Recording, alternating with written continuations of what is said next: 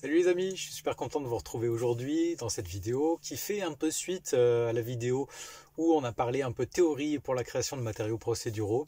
Donc là on va voir un peu des notions un peu plus concrètes, je vais un peu plus m'attarder sur certaines choses comme notamment la création de ces fameuses cartes pour la RosNet, tout ça.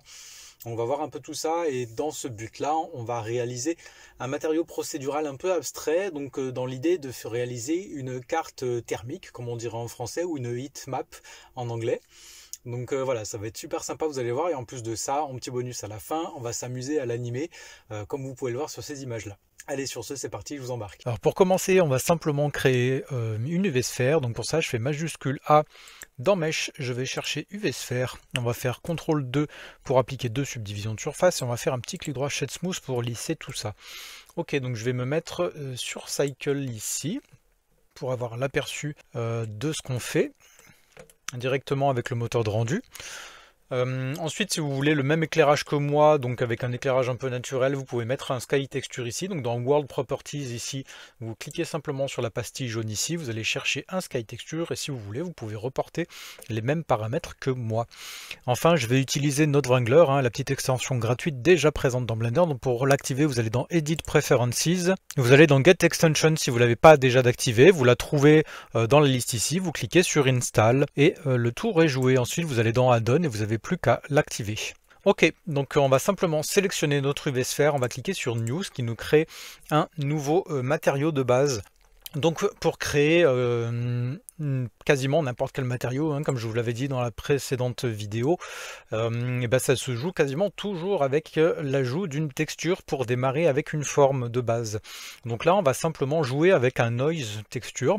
Donc pour l'ajouter on va faire majuscule A, dans Search on va taper Noise Texture et on va l'ajouter ici. Donc grâce à Node Wrangler, on va pouvoir faire un petit CTRL T pour ajouter un nœud texture coordinate et un nœud mapping, comme j'en parlais dans la vidéo précédente également, pour coordonner notre texture. Donc à partir de ça, et là on va simplement utiliser notre objet comme moyen de coordination de la texture. Voilà, il y a des spécificités pour chaque moyen de coordination. Donc là le but c'est pas de tout détailler, mais l'idée c'est ça, et le mapping lui va nous servir à changer les paramètres donc de localisation, de rotation et d'échelle sur les trois axes. Ok, donc grâce à Node Wrangler on peut se mettre en aperçu sur la texture. Donc pour ça je fais CTRL majuscule clic gauche dessus et vous voyez qu'on voit apparaître notre noise ici. Voilà, donc ça nous permet d'avoir une bonne base en fait pour faire la forme dont on va avoir besoin pour créer un peu cette notion de carte thermique. Donc, mais on va avoir besoin très rapidement de définir des couleurs tout simplement. Donc pour ça on va faire majuscule A. Dans Search on va chercher un color ramp qui va nous permettre de faire ça. Donc comme je le disais également dans la vidéo précédente, ça nous permet de préciser plus ou moins les zones de blanc et de noir. Vous voyez, en jouant avec les deux pastilles ici, en les rapprochant plus ou moins, en fonction de la texture, ça vient plus ou moins préciser ces zones. Et donc ça va nous permettre de faire un réglage général. Et on peut dupliquer ce color ramp là, on va le réinitialiser en faisant retour arrière. Et je vais le mettre sur le fil là, et donc notre deuxième colorant, donc le premier va nous servir à préciser plus ou moins les zones comme ça, et le deuxième va nous servir à décider et tout simplement de nos couleurs. Au lieu d'un mode de transition linéaire, on a plusieurs modes de transition de couleurs qui s'offrent à nous. Vous voyez que là on a une transition du noir vers le blanc qui s'appelle linéaire, donc là on le voit pas affiché, bon c'est pas forcément extrêmement linéaire dans le visu, en tout cas il s'appelle comme ça, et donc on peut passer à un autre, donc là on va choisir Constant, donc lui qui vient faire une délimitation très nette entre les deux. Donc vous voyez un peu l'effet que ça peut avoir ici sur l'aperçu. Donc je pense que vous commencez à voir où je veux en venir. Et donc ici, on va partir, donc du côté gauche, on va partir vers les couleurs les plus sombres rouges, vers le plus vers la droite, donc on va garder notre couleur blanche. Donc ici, au lieu du noir, simplement, hop, je vais l'éclaircir un peu et on va passer sur du rouge, pour avoir un rouge plutôt très sombre, comme ceci. Et on va rajouter plusieurs pastilles sur la droite de celle-ci. Donc en faisant un CTRL-clic gauche sur la rampe ici, vous voyez que ça m'ajoute une pastille. Donc en l'ayant sélectionné, je clique sur cette zone-ci. Et simplement, je vais passer sur quelque chose d'un peu moins rouge vif, un peu plus orangé légèrement. Voilà, on va venir faire nos petits dégradés comme ça. Et donc on va ajouter, vous ajoutez autant de pastilles comme ça hein, que vous allez venir éclaircir. Donc là on va passer plus sur du orange. Hop, peut-être même l'éclaircir un peu plus. Et on va continuer comme ça à éclaircir de plus en plus. On peut passer sur du jaune, un peu légèrement plus clair. Après on peut en rajouter entre les différentes pastilles plus tard, hein, ça c'est pas du tout gênant. Et on va arriver jusqu'au vert. Voilà, et donc vous voyez un peu l'effet que ça peut avoir, hein, ça crée un effet super sympa. Donc directement, vous voyez directement apparaître un peu une forme de carte, hein, comme on disait. Et donc là, je vais rapprocher un peu ma pastille de blanc. Donc vous voyez que, voilà. Après, bon, le fond, vous le mettez de couleur que vous voulez. Hein. Au lieu du blanc, vous pouvez mettre du gris ou que sais-je. Et voilà, vous avez déjà une forme de base hein, qui vient vous créer un peu cet aspect de carte thermique. Et donc ici, comme je vous le disais, ça vous permet d'affiner à partir en gardant la même forme de couleur ici. Ça vous permet d'ajuster ici quelque chose de plus ou moins prononcé, comme vous pouvez le voir. Donc c'est super sympa en jouant sur les deux pastilles. Hein. Et donc pareil, vous pourriez changer le mode de transition, par exemple en B-spline, si vous voulez quelque chose d'un peu plus étiré. Vous voyez comment ça peut rendre. Donc voilà, après à vous de voir la transition que vous voulez faire. Moi je trouve que Ease des fois est très sympa, ça permet de faire des transitions un peu plus fortes. Donc ici pour ce genre de carte ça fait super sympa. D'ailleurs on peut faire une carte de topographie un peu sur ce même principe. Hein. Là c'est l'idée de vraiment thermique, mais on peut utiliser exactement le même principe pour la topographie. Je fais juste une petite pause dans le tuto pour t'informer que tu peux télécharger gratuitement mon pack procédural dans lequel tu trouveras un outil pour supprimer la répétition de tes textures, une texture d'écaille et un matériau procédural de panneaux solaires. Donc tout ça c'est gratuit. Tu peux retrouver le lien dans la description directement si ça t'intéresse. Ok, donc ça on va le décaler un peu sur la gauche. Donc je sélectionne mes deux nœuds avec le touche G, je peux les déplacer. Et donc ça, cette sortie couleur, donc là on en aperçu directement dessus. Hein. Vous voyez que mon color ramp, quand je me suis mis en aperçu dessus avec Node Wrangler, ça me la balance directement sur la surface de mon matériau de Qt. Donc en fait on a une couleur brute sans matériau particulier. Donc là maintenant je vais simplement venir faire glisser mon principal BSDF sur ce fil-ci et ça va m'ajouter le matériau par-dessus. Donc là vous voyez qu'on a tout de suite la réflexion de la lumière qui s'ajoute à tout ça. Donc vous voyez que maintenant mon nœud principal BSDF est bien entre les deux sur le fil. Ok, donc ça me permet de faire une transition parfaite pour la roughness. Pourquoi? Parce que vous voyez que la lumière se réfléchit de la même manière, peu importe où je me place en fait sur mon objet. Donc ça, je peux avoir envie de le régler différemment. Donc ça s'appelle la roughness, hein, pour ceux qui ne connaissent pas. Donc la roughness, vous voyez, elle est ici, elle est de base à 0,5.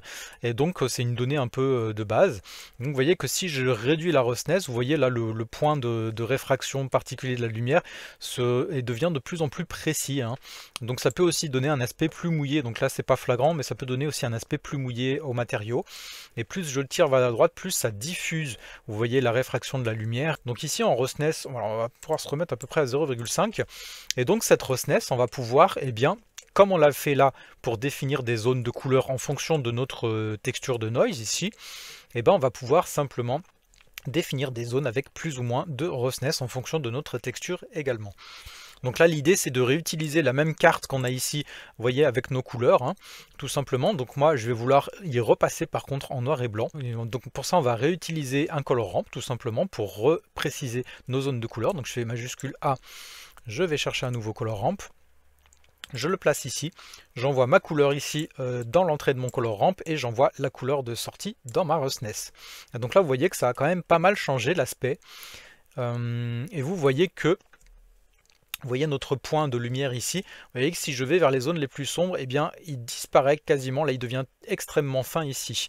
Donc pourquoi? Parce que vous voyez que si je me mets en aperçu sur ce color ramp-ci, vous voyez que plus je vais vers les zones internes ici, plus on va vers des couleurs noires, et là on va plus vers des couleurs claires.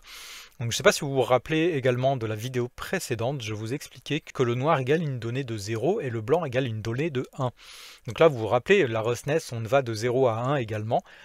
Donc c'est comme ça qu'on va définir des zones. Vous voyez qu'ici on va être à une donnée de 0, plus on va venir vers ici, plus on sera à une donnée de 1. Alors, donc si je me remets sur mon principal BSDF, ça je vais pouvoir le préciser en bougeant mes pastilles ici. Vous voyez que ça bouge ici, hein, la donnée de roughness directement. Donc moi, l'idée que j'aime bien, c'est de faire deux zones. Donc une zone avec l'arrière-plan et une zone avec les données thermiques. Donc vous voyez que si je ramène un peu ma pastille noire vers la droite, ça vient unifier cette partie-là, tout simplement. Donc on aurait pu se mettre en constante également, hein. Ça va d'ailleurs resserrer ici la transition. Donc vous voyez un peu l'effet que ça peut avoir. Et donc vous voyez qu'ici, peu importe voilà, où je me place, ça vient faire cette donnée ici. Donc je me remets ici, donc vous voyez qu'on a une roughness à 0 sur toutes les parties du vert jusqu'au rouge foncé, et on a une roughness à 1 sur l'arrière-plan blanc ici. Voilà, donc c'est toujours intéressant par contre de venir sur des valeurs un peu moins fortes, hein, parce qu'on a rarement 0 de roughness ou 1 de roughness dans des matériaux, voilà, donc on va venir ici dans quelque chose de plus grisé pour les deux. Voilà, on va simplement les baisser un peu toutes les deux, et vous voyez qu'on voit quand même la réfraction qui se fait un peu différemment, et moi j'aime bien l'idée d'inverser, d'avoir plus de roughness sur les zones avec l'effet thermique et une roughness beaucoup moins forte sur l'arrière-plan. Je trouve ça plus sympa. Ok, donc après vous voyez, c'est un peu la même idée pour tout le reste des données du principal BSDF, hein. Là ça donne un bon exemple de base avec la roughness, mais on peut faire la même chose avec les métalliques, hein, ici, donc ça va donner un aspect plus ou moins métallique à l'ensemble.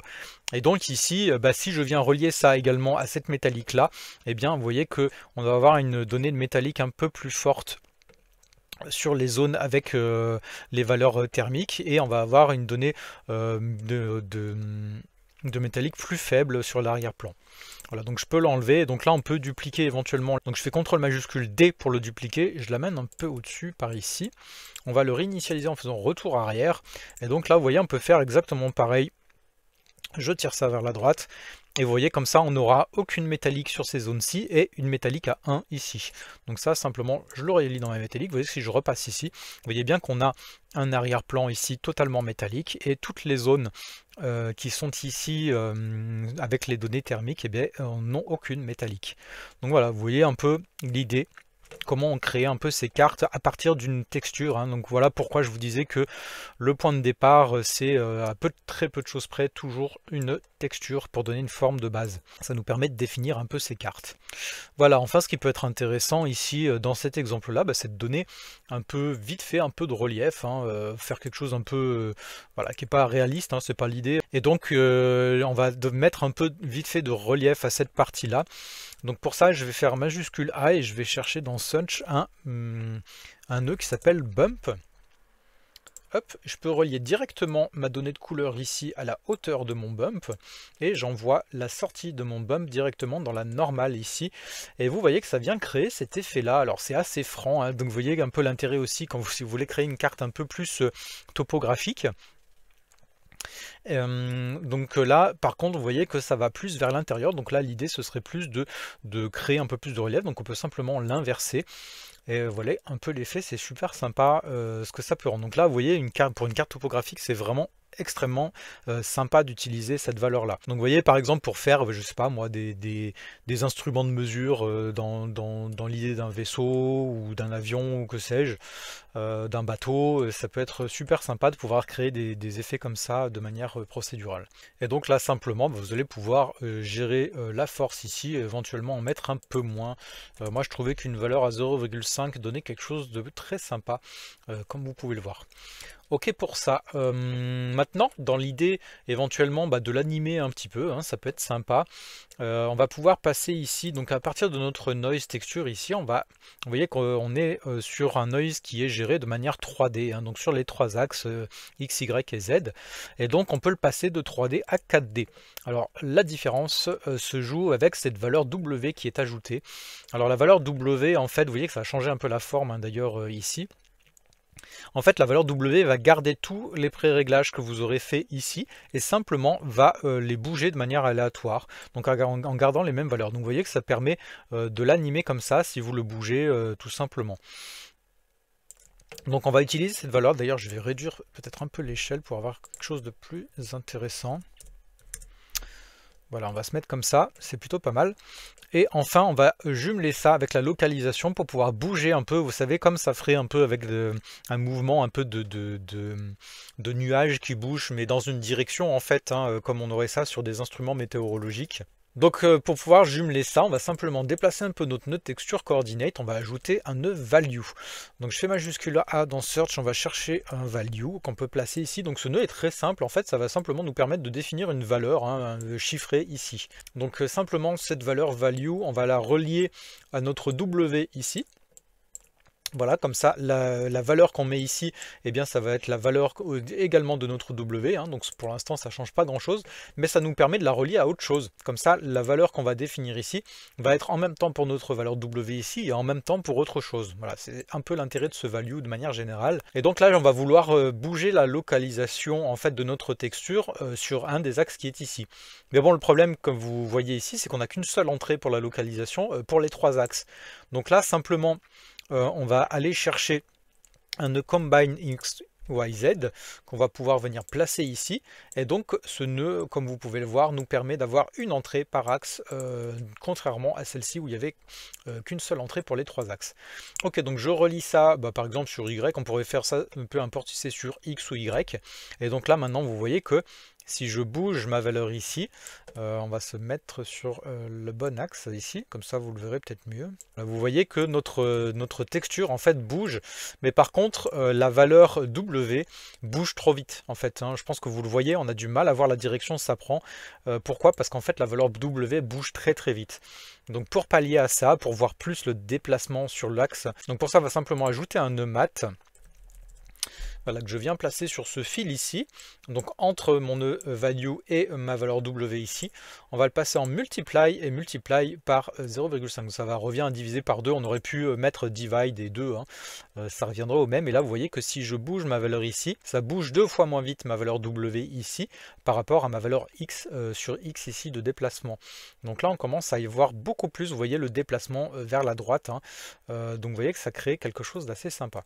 Donc on peut encore baisser si vous voulez cette valeur là par exemple à 0,25 et là vous verrez encore plus le déplacement. Par contre on voit beaucoup moins le changement aléatoire, donc bon, je pense que 0,5 c'est un bon compromis entre les deux et là vous voyez l'effet que ça peut avoir. Et donc derrière ça vous permet de l'animer avec des shape keys, donc les shape keys simplement on va tirer ici, on va se mettre une timeline. Hop, donc on va chercher une autre timeline qui est ici. Donc là vous voyez qu'on est sur l'image 1, donc pour rappel 1 seconde égale 24 images. Donc là on va jusqu'à 250 ici, et donc ça si vous voulez changer le nombre d'images maximum, vous allez ici dans le propriété de sortie.